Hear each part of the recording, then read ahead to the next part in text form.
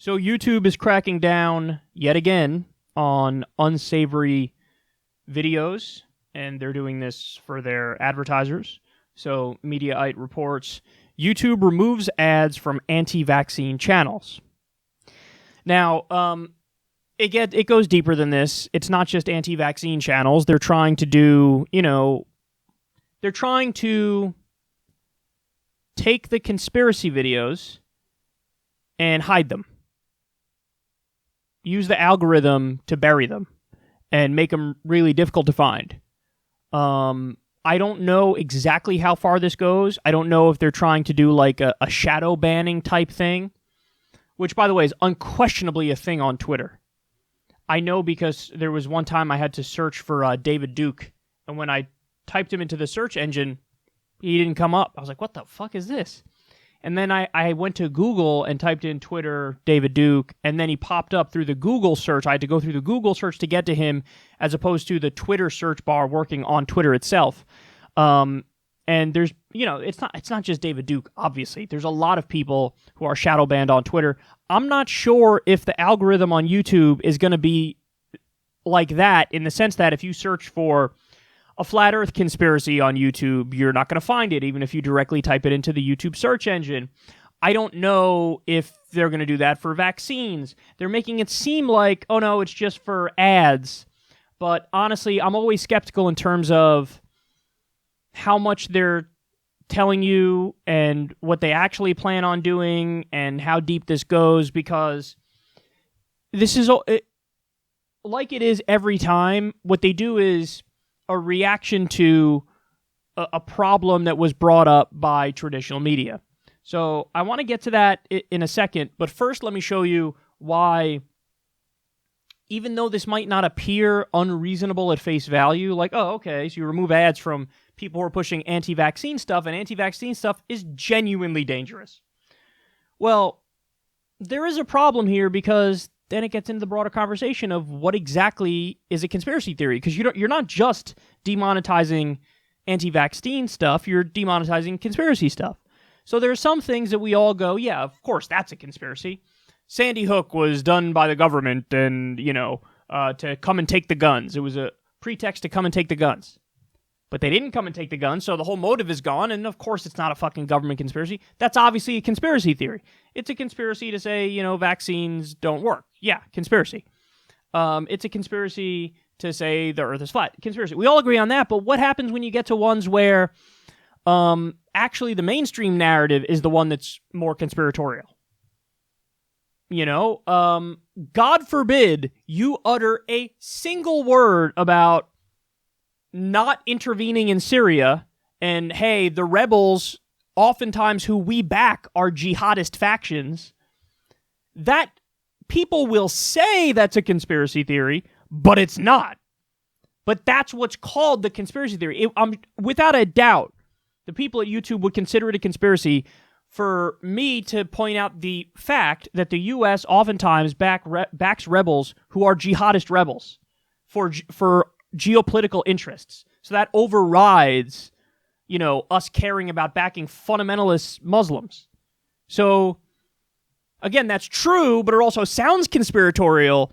So where exactly is the monetization situation on that front? Because now, once you get into the gray area, you go, oh, this can be used in a very nefarious way from establishment actors. And what has been demonstrated to us over and over is that these social media companies are not objective. They have their own biases. They have their own, the people who are running these companies have their own opinions. We know that Facebook cut deals with the Israeli government and other governments to crack down on certain things. Like in Israel, it's pro-Palestinian rights pages. So there's censorship going on and collusion going on with certain things. If you work with the Chinese government, obviously you'd have to censor certain things. So to what extent are you actually going to be like, no, seriously, just conspiracy theories? And to what extent are you going to say, well, conspiracy theories and things that powerful people might say are conspiracy theories, even though they're not conspiracy theories? It's a slippery slope, dude. And it does get into a broader free speech issue. And it's one thing to demonetize, it's another thing to demonetize plus bury in the algorithm and make it so they can't find it, or how hard will it be to find it, and even if we all agree, obviously flat earth theory is dumb and anti-vaccine theory is dumb, should any discussion of that be banned full stop?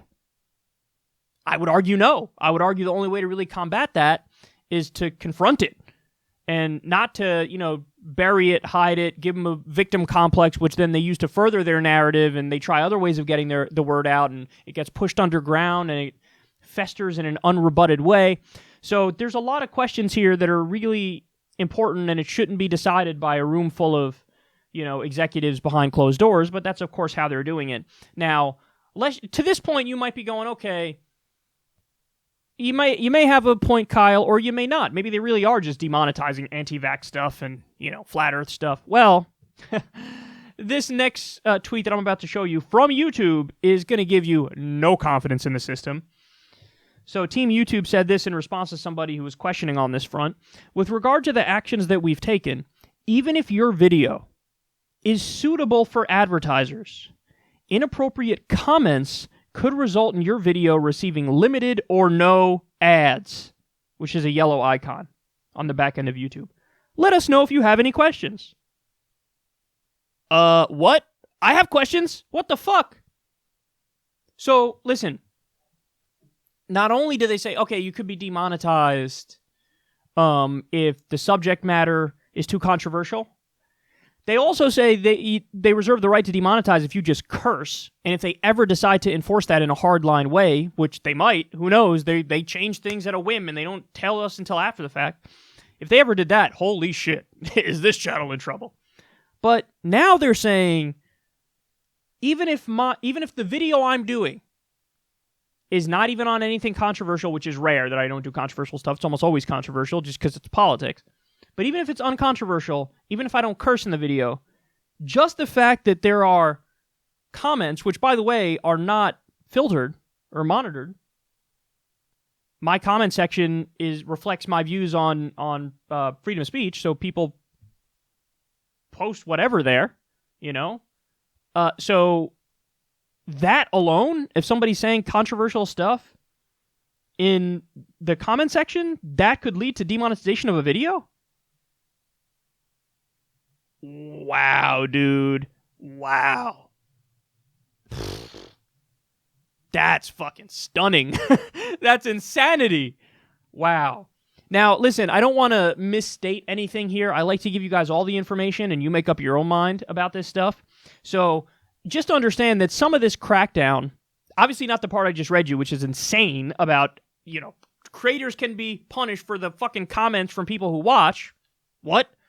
But there is, the original crackdown here is in response to a very creepy issue, which is there's like weird semi-softcore porn going on YouTube, and it's like kid related, and then there's these comment sections where these like pedophiles speak in code about it, and it's really deranged and creepy and bizarre and gross, and something has to be done about it. I don't know what the answer is in terms of what specifically can be done about it. I mean, is it like, are they so masked in how they're doing this stuff that there's nothing you can do? Or the approach YouTube has taken is, well, no, we're not going to let that happen, because then not only is that wrong on principle, but also we're going to lose advertisers. So we can't do that for business reasons. So then they're trying to crack down on it. But this is just like when the heart of adpocalypse happened, which is they overreact. Now, I understand that this is a genuine problem from what I've read about it. Weird, creepy, semi-softcore porn stuff involving kids on YouTube. And so I get that they feel like they have to do something. But it's always like they always go way too far. And then creators who are like me are the victims of it, because, I mean, ultimately this channel is never going to be able to not discuss controversial stuff because we're political by nature. So that means we're always going to be discussing foreign policy, which is always going to be controversial no matter what position you're taking on foreign policy, even if it's a non-interventionist, pro-peace position like me. We're discussing economic stuff, and obviously when you're talking about economic stuff, you're always going after people who are very rich and powerful and have a lot of money, especially with my opinions like I have on Wall Street and taxes and things of that nature.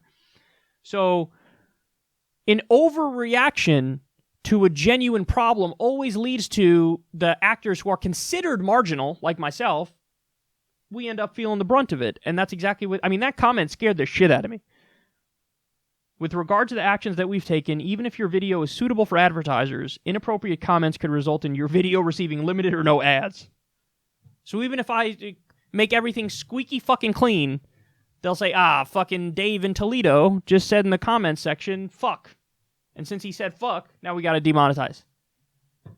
So yet again, this goes back to my core thesis, which has been my point since the original adpocalypse, which was devastating, which is I don't trust YouTube. I don't envy them because they have a lot of hard decisions to make, and I do think it's a difficult conversation to have. You guys know my opinion. I always try to lean as much as possible on the side of free speech, and only in the most fringe circumstances do you ever, like direct threats of violence and things of that nature, can you and should you pull stuff down. But I don't envy their position because when there is a gray area, there's a bad gray area. Like the fucking weird semi-child porn shit happening. But again, what they always end up doing is overreacting because they care more about protecting advertiser money going to them than they care about protecting content creators like myself. That's the reality of it. So my ultimate conclusion, as always with YouTube, is I just don't really trust them. And everybody needs to know that I don't trust them. So if you can, if you're in a position where you can, whether it's myself, whether it's, whatever, David Pakman, Jimmy Dore, Humanist Report, Progressive Voice, you name it, any of the content creators who you watch and who you like, if you can support us, that'd be great. I always say on this channel, if you just give $2 a month to patreon.com/seculartalk, that's more than I could ever ask. And it's basically like you're buying a cup of coffee for me once a month. And, that means the world. And if you get a lot of people to give a little bit every month, then, you basically never have to worry about any of this stuff, even though it really is incredibly scary. So anyway, thank you to all the people who are already patrons. And if you'd like to become a patron, it's patreon.com/seculartalk. I love you guys. Thanks for your support. And hopefully I don't have to do any more of these stories about YouTube saying insane things regarding monetization. And by the way, I should be clear, they have since come out and said, I think it was an article in Ars Technica or it may have been some other publication that's technology related, where they were like, what, us? What? No. I know we said that we, demonetized for comments, but what happened was sun was in our eyes. We didn't know if that was true. Now we're saying it's not true. So please shut the fuck up and stop criticizing us. So they tried to walk it back afterwards. But listen, I know from Adpocalypse, you guys remember from Adpocalypse that, you cannot trust them because they will, in a heartbeat, they'll pull the rug out from underneath you if it means they think they could save their own ass. They've done it before. I think they'll do it again. They're basically telling us they'll do it again. And they're going to, again, end up using some serious issues, and then all they have is a hammer, and everything looks like a nail, so they overcorrect and end up hurting regular content creators. So I don't trust them. You shouldn't trust them either. And unfortunately, I fear we're going to see a lot more stories like this in the future.